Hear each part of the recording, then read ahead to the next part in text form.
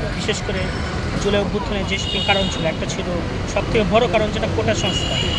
এরপর সেই কোটা সংস্কার আন্দোলন থেকে যখন জনতার মাঝে আন্দোলন ছড়িয়ে পড়ল, তাদের যে উদ্দেশ্য ছিল দীর্ঘদিন যাবৎ একটি জগদ্দল পাথর, একটি স্বৈরাচারী শাসন আমাদের মাথার উপর চেপে বসেছিল, সেই স্বৈরা শাসন শেষ করা এবং রাষ্ট্রের প্রতিটা সেক্টরে যেভাবে আওয়ামী লীগ দলীয়করণ করেছিল সেগুলো দূর করা।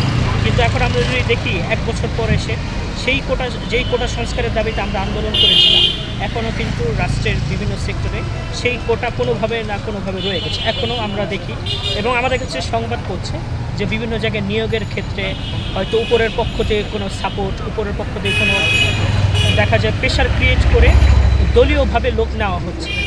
এরপর আমরা দেখতে পাই যে আমরা জুলাই অভ্যুত্থান করেছিলাম, মানুষের জানের নিরাপত্তা চেয়েছিলাম একটি শান্তিময় বাংলাদেশ, কিন্তু এখনও দেখতে পাই যে এখন আমাদের নিরাপত্তা নেই। গতকালকে আমরা দেখেছি ইসলামী বিশ্ববিদ্যালয়ে একজন শিক্ষার্থীর দেহ পাওয়া গেছে, কয়েকদিন আগে ঢাকা বিশ্ববিদ্যালয়ে ঘটেছে। তো এভাবে যদি আমরা নিরাপত্তাহীনতায় ভুগি, দেশ যদি এভাবে নিরাপত্তাহীনতায় ভুগে, তাহলে তো আমরা জুলাই যে চেতনা নিয়ে কাজ করেছি তাহলে তো আমাদের কাছে খারাপ লাগে।